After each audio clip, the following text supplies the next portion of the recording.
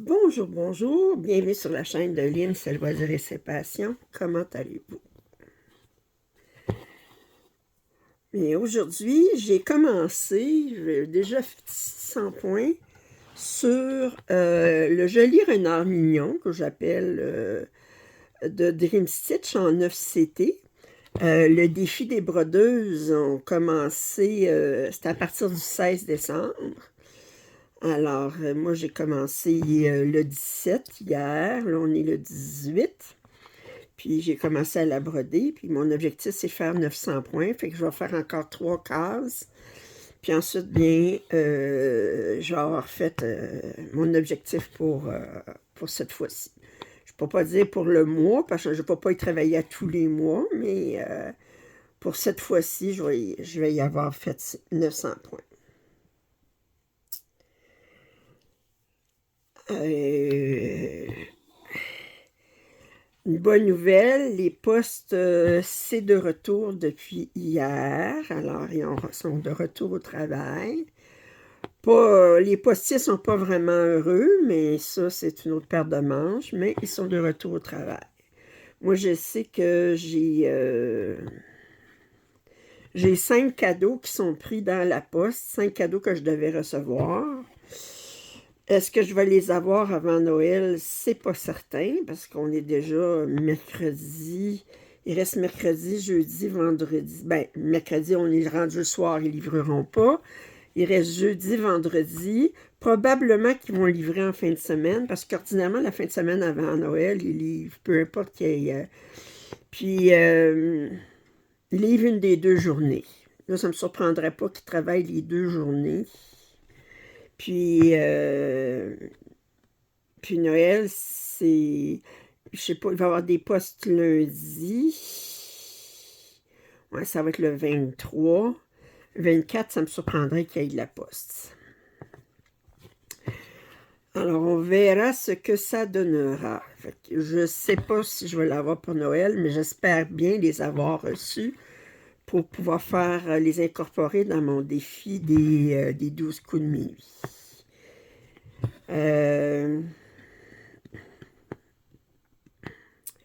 Sinon, quoi de neuf? J'ai été luncher hier avec des abonnés de Belgique. Alors, Fabienne et Vincent, qui venaient faire un tour, une visite à Montréal. Leur fils étudie, est en stage à Montréal pour 6 mois ou 8 mois, je ne sais pas trop. Puis ils sont venus lui rendre visite. Puis on est allé luncher ensemble à un restaurant. Ça a été tellement agréable. On a passé quasiment 3 heures à se jaser. Puis je sentais aucune... c'est comme si je rencontrais des vieux amis, là. Je veux dire, on n'avait aucun malaise. Vous savez, des fois, on est comme... on va rencontrer des étrangers, puis on essaye de lier connaissance, mais il y a comme des malaises, des silences qu'on ne sait pas comment combler dans une conversation. Mais là, ça a été tellement agréable euh, de faire de se rencontrer. Puis comme je dis, moi, vous entendez mon accent, mais moi, j'entends pas votre accent. Alors, j'ai entendu un petit peu de l'accent, mais ils n'ont pas un accent très prononcé. Alors, puis ça a été super agréable. Je les en remercie beaucoup. Je sais qu'ils devaient retourner en Belgique aujourd'hui, prendre l'avion pour de retour en Belgique.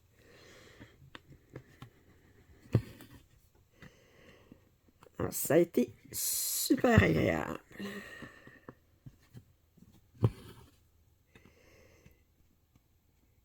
Puis, on s'est jasé pendant 2 heures, presque 3 heures. Mais il a fallu arrêter parce qu'on était dans un restaurant. C'est un restaurant qui ouvre très tôt le matin, comme à 6 heures, mais qui ferme à 3 heures de l'après-midi. C'est un restaurant qui offre seulement le déjeuner ou le dîner, ou comme vous dites en France, le petit déjeuner et le déjeuner. Alors, il ferme à 3 heures. Fait que, à 3 heures moins quart, là, il a fallu quitter avant de se faire mettre dehors.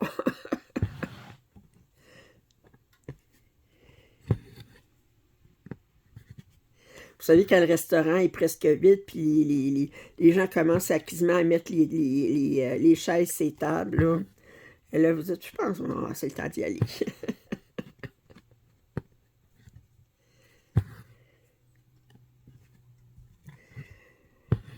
Fait que ça a été super agréable.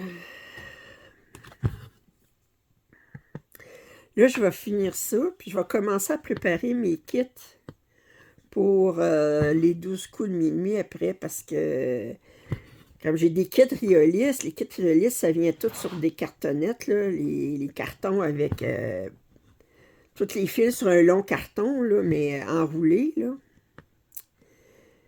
Puis là, ben, c'est sûr qu'à passer 1 heure à broder sur chacun des kits, j'ai pas le temps de préparer les fils dans cette heure-là. Là. Ça me prend plus qu'1 heure juste à préparer les fils. Fait que je vais tout préparer mes kits, couper, mettre les fils sur un organisateur de fils, puis pré-couper les fils, même longueur. Je sais pas si vous voyez, là, je suis plus loin. Attendez, on va mettre ici. Je termine mon aiguiller. Oups.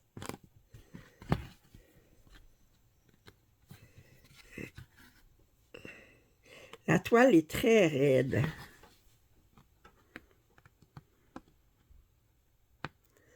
Très, très raide.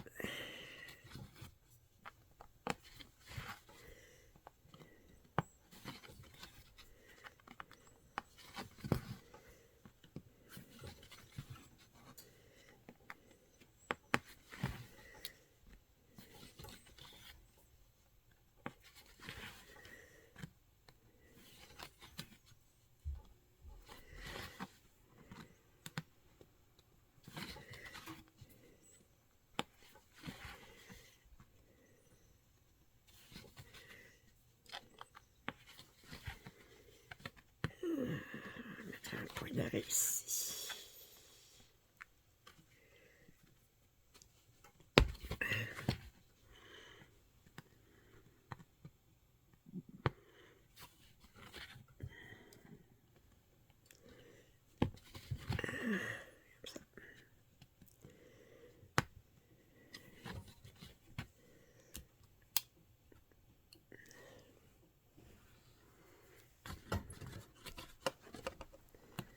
Ok. Alors, je vais remettre ça ici, comme ça. Voyez-vous, ouais. Le prochain symbole, c'est quelle couleur? 7.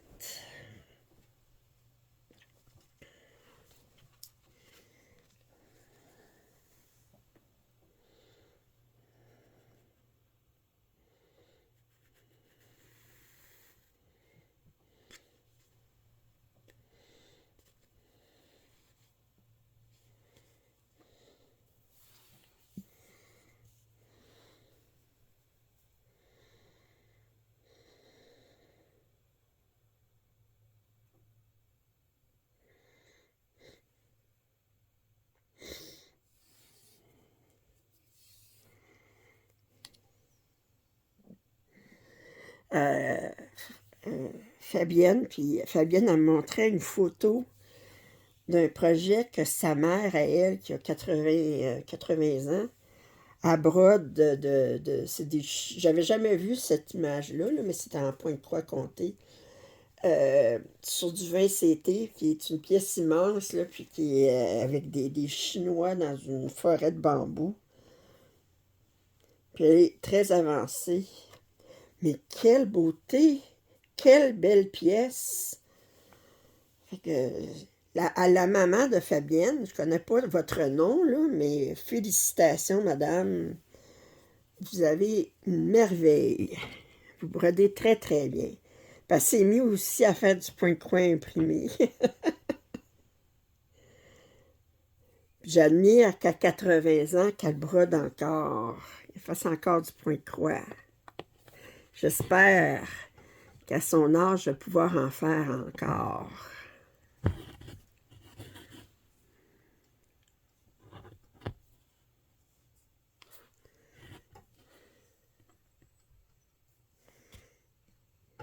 Mais ça,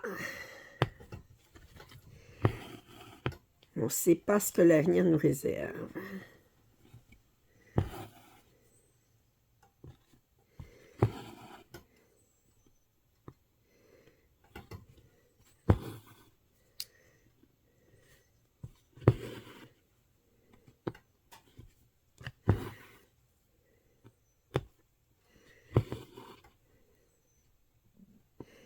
Elle montrait une photo de sa mère, puis de son mari, de Vincent, puis sa mère, la mère à Fabienne, installés sur le même divan, chacun leur côté, puis ils brodaient tous les deux. C'était tellement... Ah! Vincent, il dit, on commence à broder, puis il dit, on prend quelques aiguillés, puis là, ben, tout à coup, on réalise que ça fait 2 heures qu'on brode, puis on n'a pas vu le temps passer. Je dis, c'est ça. C'est ça le plaisir du point de croix.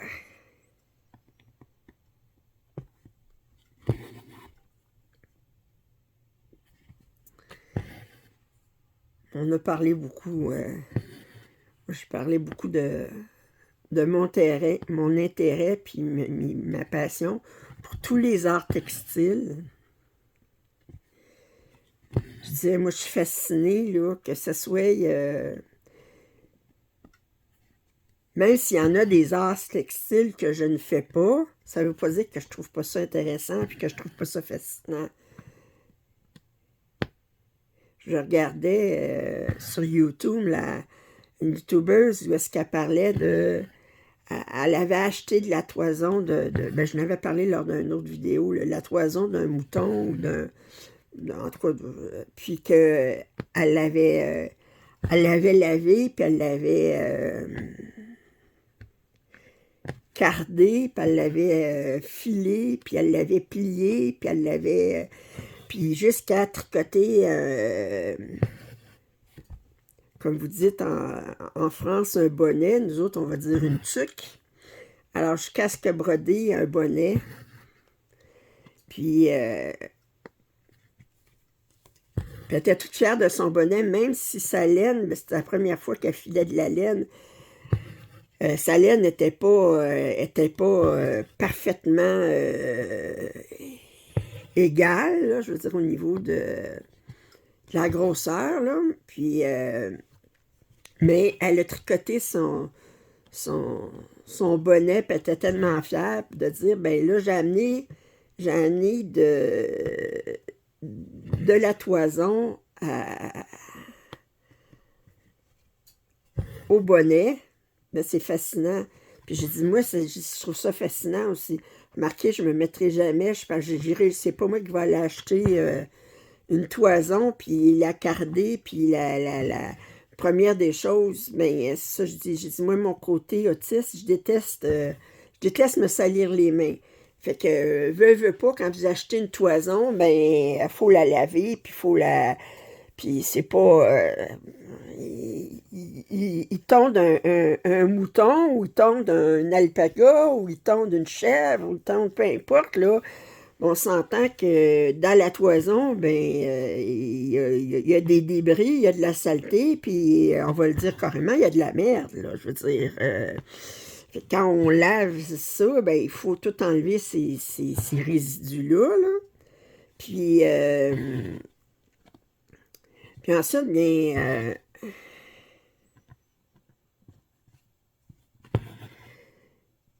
ensuite, ben, toutes les étapes de carder la laine, puis de la filer, ben ça prend de l'équipement spécial, puis ça m'intéresse. Je trouve ça fascinant, là, mais moi, je le ferais pas. D'abord, j'aurais pas la place pour avoir d'autres équipements que ce que j'ai déjà, là. Je dis, vous parlez déjà J'ai de l'équipement pour le tissage, puis j'ai de l'équipement pour faire de la dentelle, puis j'ai de l'équipement pour faire du point de croix avec mon support. Mais à un moment donné, je vis juste dans un 4,5, là, je veux dire. C'est pas une grande maison que j'ai où est-ce que je peux garder un paquet de choses, puis... fait que là, ben...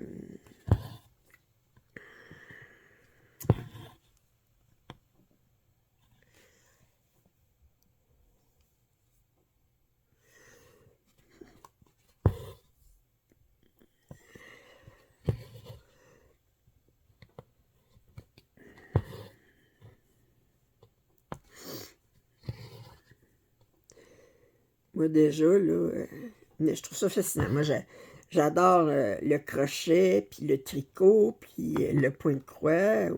Ou l'autre jour, je voyais un reportage sur l'élevage des vers à soie. Puis, je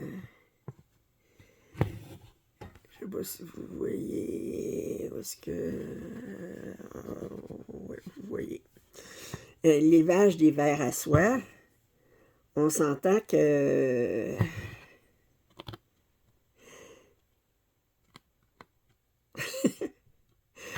La soie, c'est tellement doux, c'est tellement beau, c'est tellement...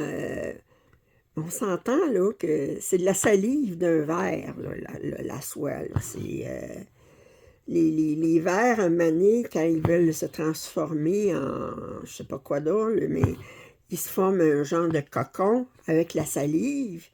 Puis c'est le cocon qui sert à faire la soie, là. Ça fait que...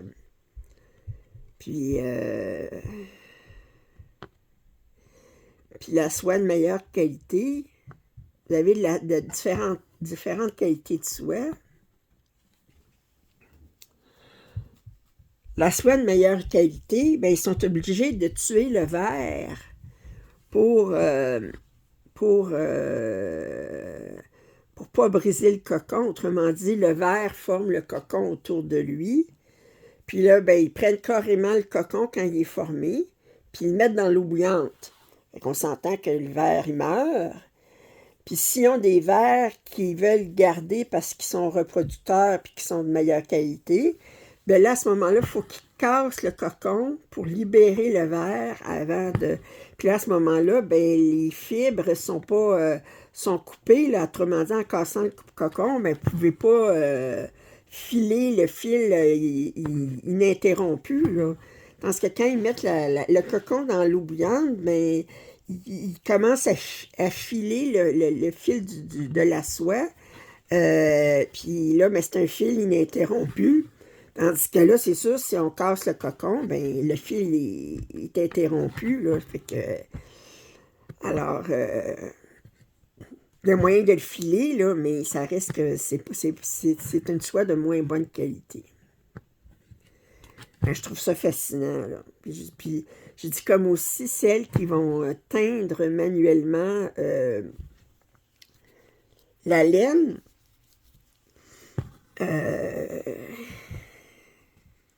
Il y en a beaucoup qui teignent la laine, là, spécialement pour faire des chaussettes et tout ça. Puis qui font ça. Je trouve ça fascinant, mais encore une fois, à cause de. Moi, j'aime pas me salir les mains. Puis, puis même salir les mains à faire, mettons, du jardinage, où ce qu'on s'entend, c'est de la terre. Ordinairement, ça part assez rapidement. Là. J'aime pas ça, me salir les mains. Puis que là, quand vous parlez de teinture, vous avez beau porter des gants et tout ça, là, mais... puis là, il faut faire attention, là. Il y en a qui font ça, ils font des bains de teinture dans leur cuisine, puis ils font... c'est de la teinture qui se fixe à la chaleur, fait qu'il faut qu'ils mettent...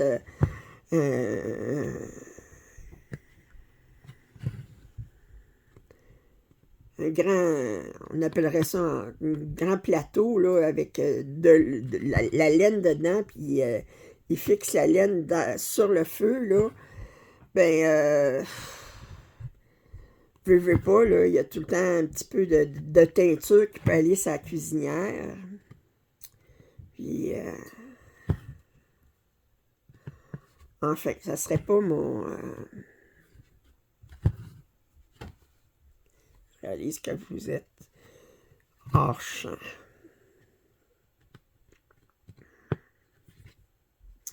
Je veux juste finir mon fil. J'étais à l'extérieur de la zone que je vais finir. Mais je veux finir mon fil. J'ai encore un point dans cette case-là. Je vais le faire. Ensuite, j'ai arrêté le fil.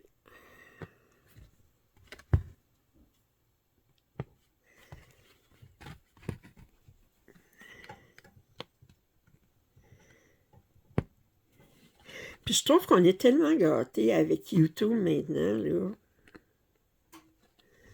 J'ai appris de la faire de la dentelle au fuseau en regardant des vidéos sur YouTube.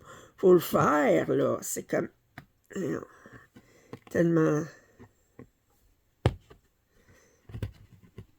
Faut le faire. Je pense que je serais pas capable de...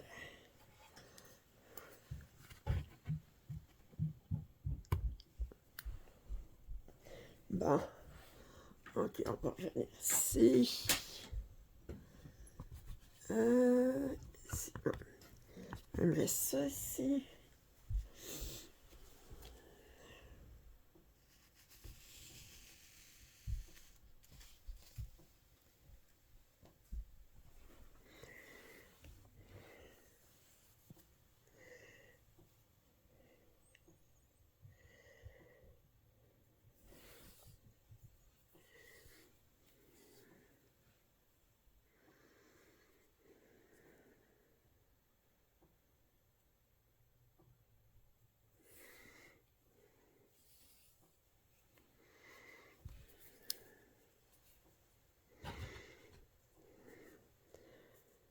Je regardais, là, puis...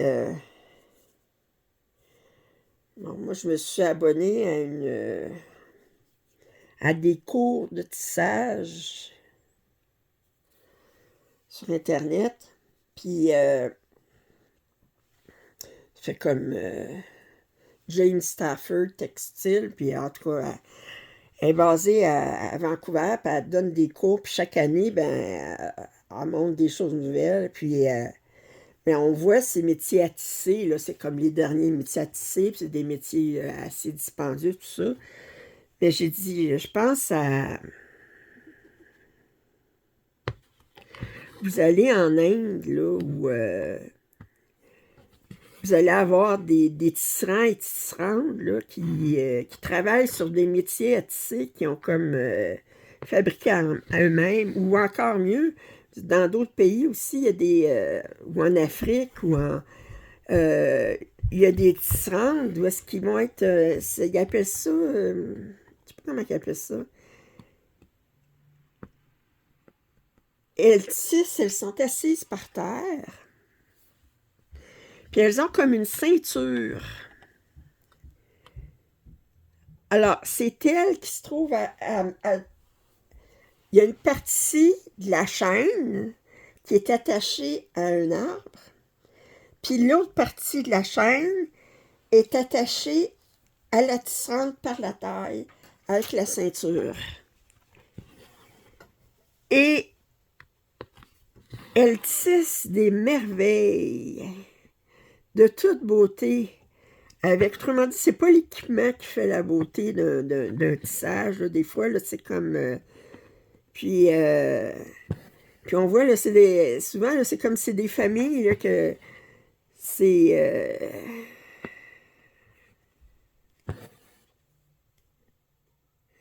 c'est je me souviens pas si ça tissait de la soie ou elle tissait... Je pense que ça tissait de la soie. Puis c'était elle-même qui tissait, qui filait la soie. Puis son mari s'occupait de teindre la soie. Puis là, elle s'installait, puis... parce que là, c'était pas un loisir, on s'entend, là, que c'était comme une... elle vend ses trésors après, là. Ça fait que... elle tisse, mais c'est pour vendre, là. Fait que... et que c'est de toute beauté.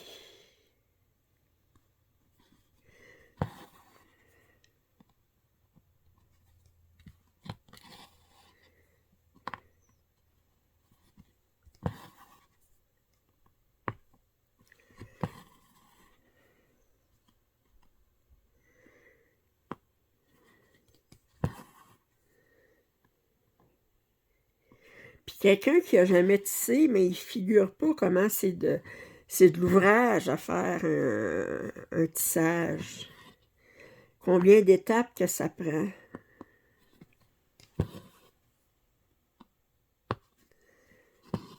Quelqu'un qui n'a jamais tissé, il va trouver ça beau, mais ils vont chercher à acheter, puis ils vont chercher à négocier pour faire baisser le prix, là. Puis déjà, des fois, là, c'est sûrement pas vendu à leur juste valeur, là. Puis, mais si tu sais eux-mêmes, ils seraient peut-être plus gênés d'essayer de négocier ça, là, parce qu'ils sauraient combien ça prend d'heures de travail pour faire...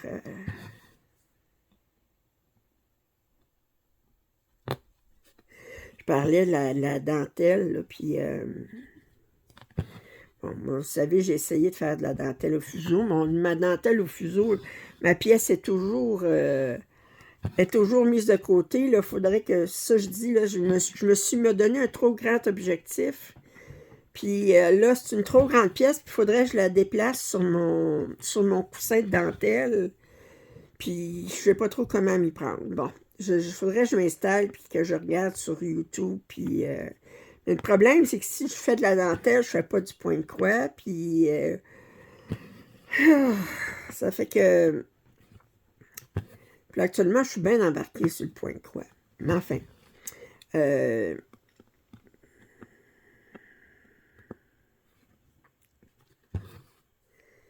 pense que je l'ai déjà raconté il y a quelques mois.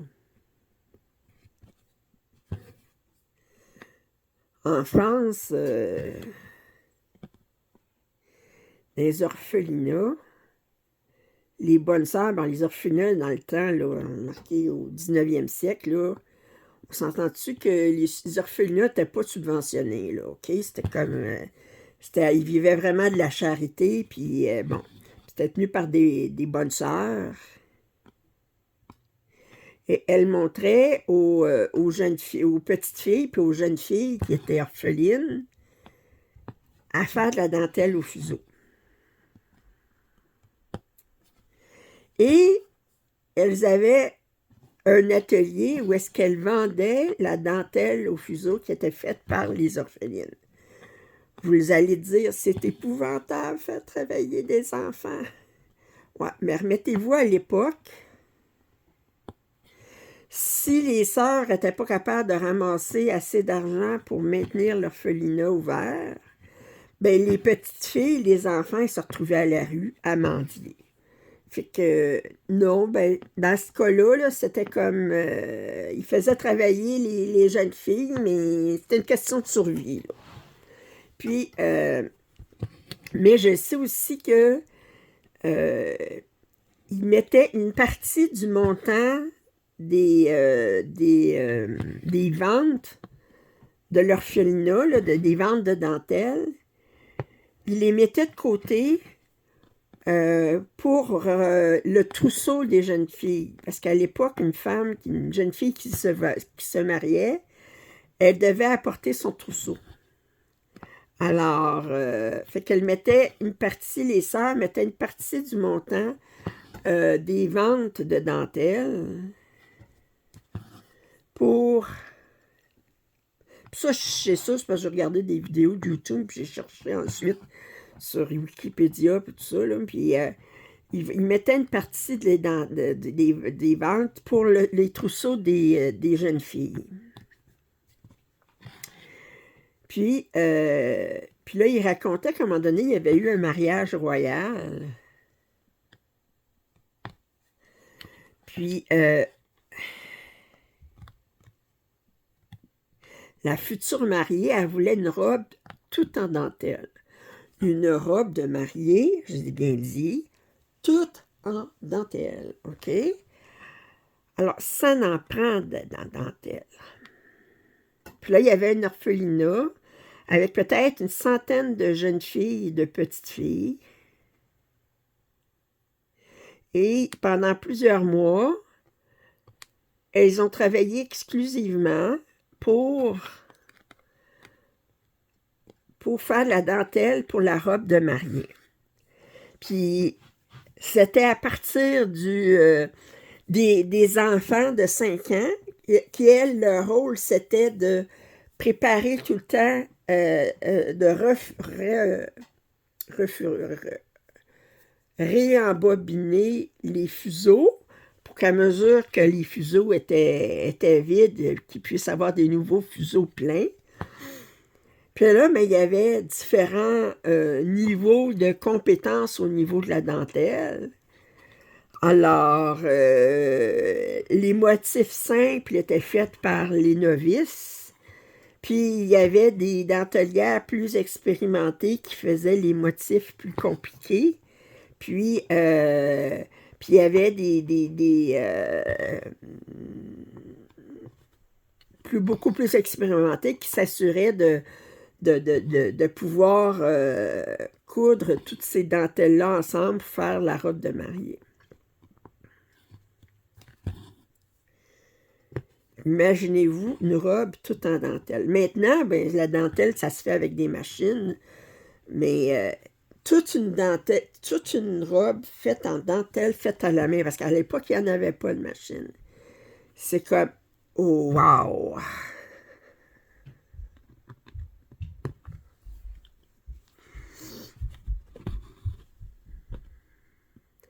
Mais, bon, peut-être que les jeunes filles travaillaient 6 à 8 heures par jour sur ça, 6 jours par semaine, parce que là, le dimanche, ben, c'était le jour du Seigneur, on ne travaillait pas, mais les autres journées, ils travaillaient.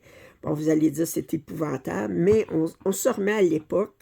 On ne peut pas juger avec nos yeux du 21e siècle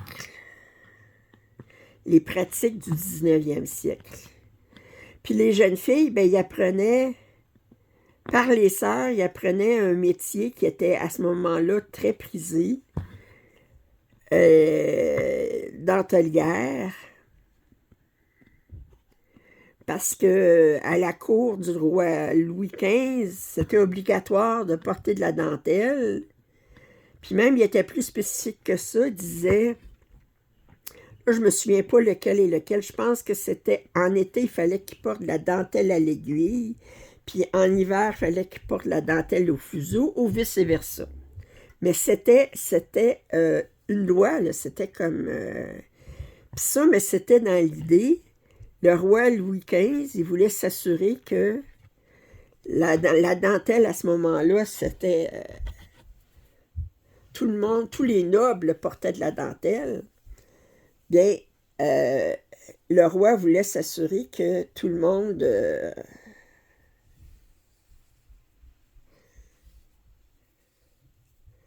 tous les nobles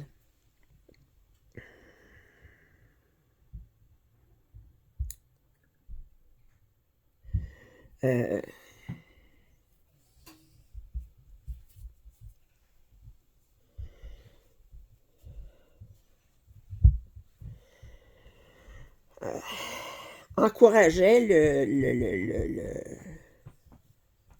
le travail des dentelières.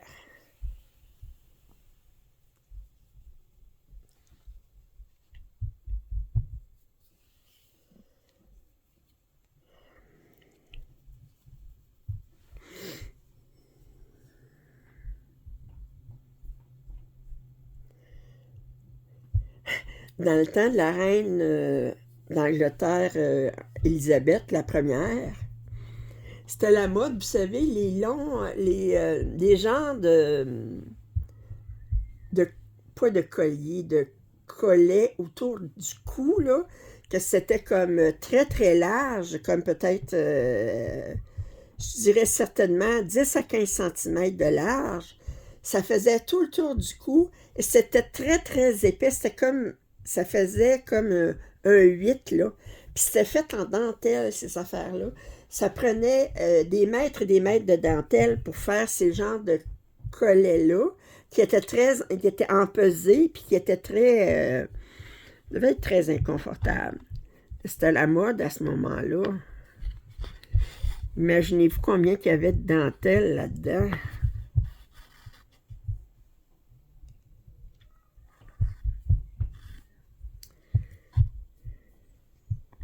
C'était porté par les hommes et par les femmes. Je peux pas me figurer porter ça. Oh. Mais je me dis maintenant, de nos jours, quand on s'habille, je veux dire, pour une femme, même si on remporte une robe, on s'entend que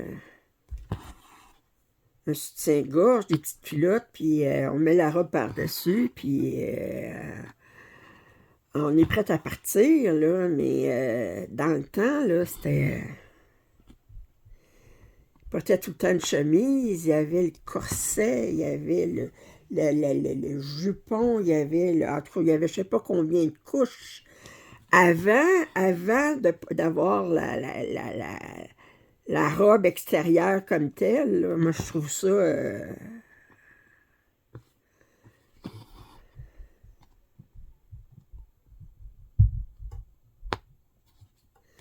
Dans le temps de l'ère victorienne, là, que les corsets étaient tellement serrés, puis il disait que c'était l'avènement des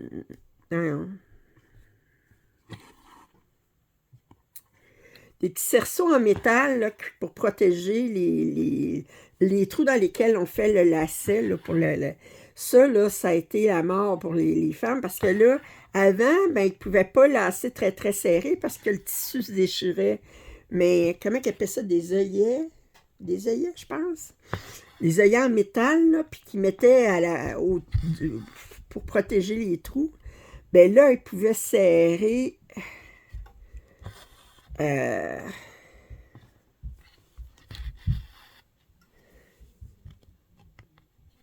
les femmes, là, mon Dieu. Même les femmes enceintes portaient des corsets serrés. Ça, c'était comme... Quand on y pense...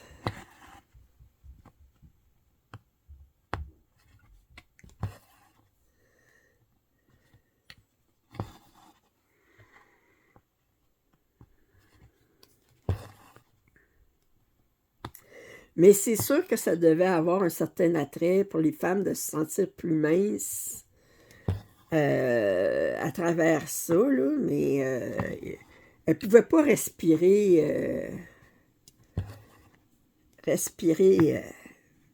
pleinement avec ça.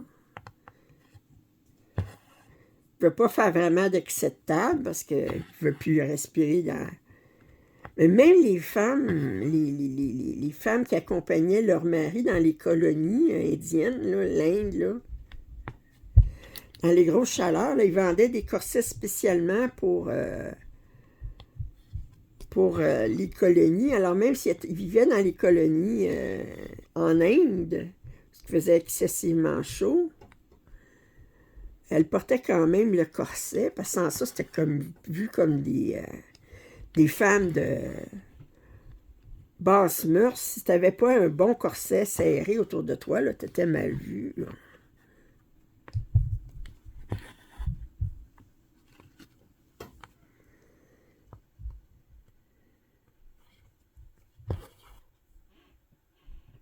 Mais qui n'a pas rêvé de porter à un moment donné une belle robe comme dans le film Sissi, Impératrice Sissi avec Romy Schneider, là, les belles robes là, avec le corset puis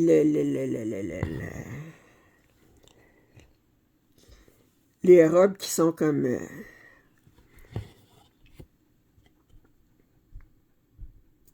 qui rentreraient pas n'importe chez moi là.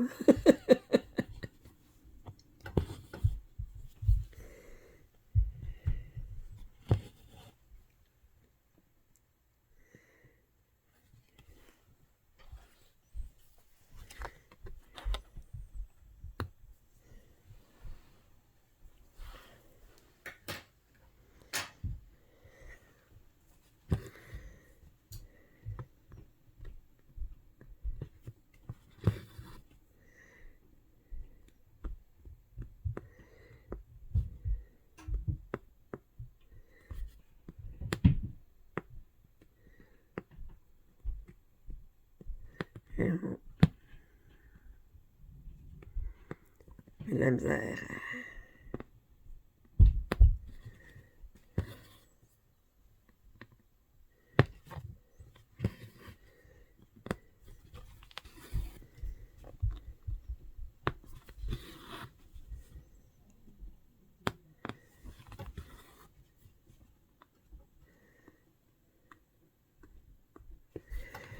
Puis je me dis fort probablement que si nous, on était on était transportés dans le temps, dans le château de Versailles, durant le règne de Louis XIV ou Louis XV, probablement qu'on trouverait que ça sent très mauvais.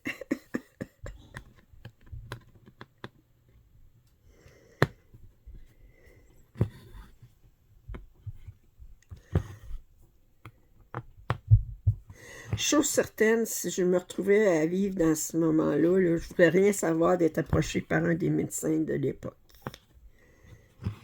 Je dirais, ôtez-vous les mains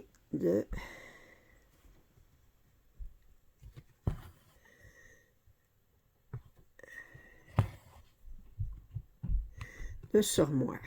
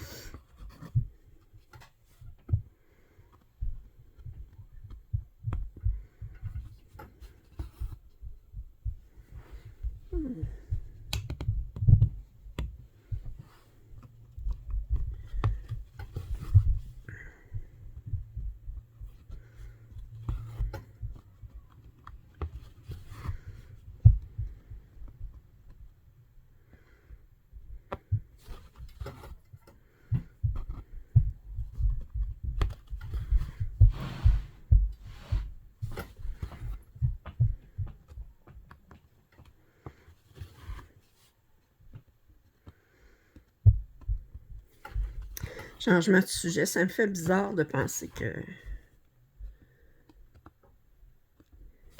Là, ça fait 1 an là, que j'ai arrêté de travailler. Là. Mais la première année, ben, en 2024, j'étais sur l'assurance emploi. C'était comme... Théoriquement, j'étais encore sur le marché du travail. J'étais sur l'assurance emploi. Là. C'est comme entre 2 emplois. J'ai déjà été sur l'assurance emploi avant, là, puis c'était entre 2 emplois.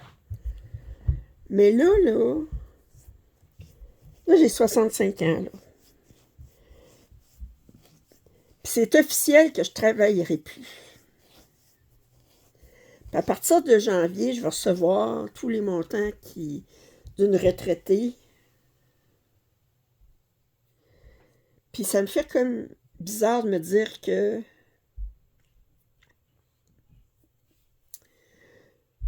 j'aurai plus jamais à travailler.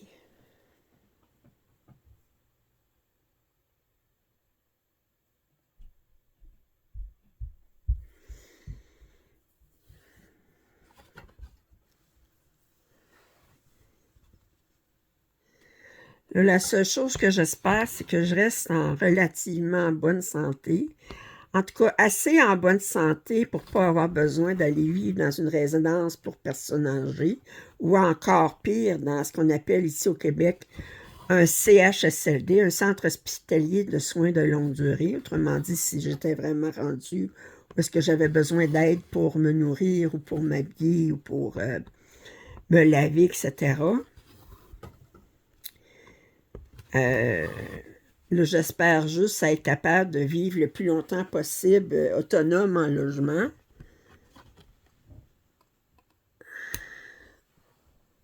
Puis, mais ça,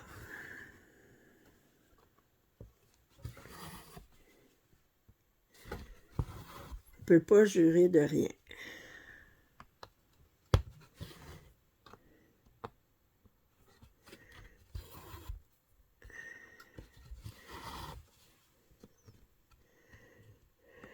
Dans le temps, ben, c'était les enfants qui s'occupaient des parents. Les parents, quand ils étaient rendus plus autonomes, ben, ils vivaient avec les enfants, mais maintenant, c'est plus le cas. Puis,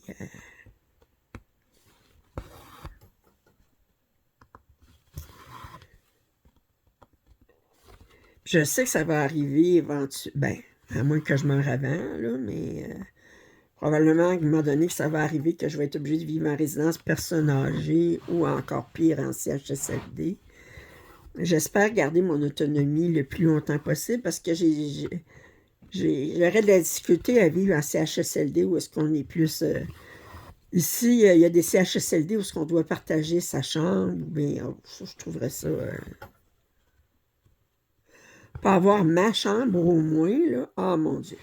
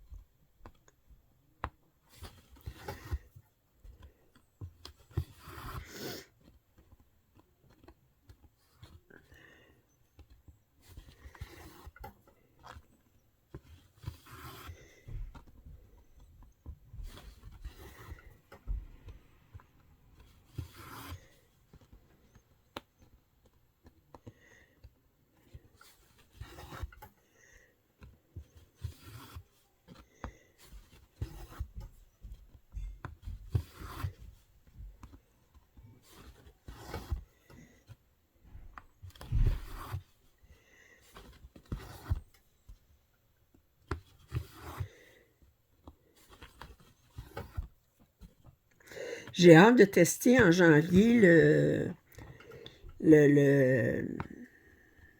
le tissu hydrosoluble que j'ai déballé l'autre jour de Temu. Ça va aller en janvier, ça, là, mais j'ai hâte de le tester. Puis là, j'ai commandé du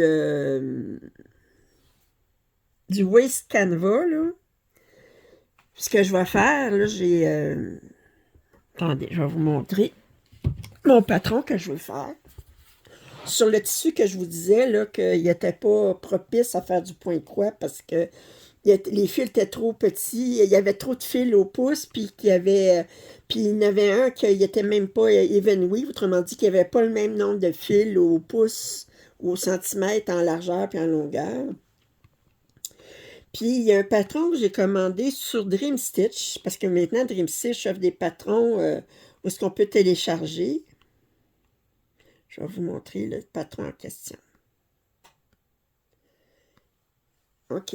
Alors, attendez, je vais vous enlever de mettre sur grosseur ordinaire ici. Alors, c'est ça ici. Fait que vous avez tous les mois de janvier à décembre.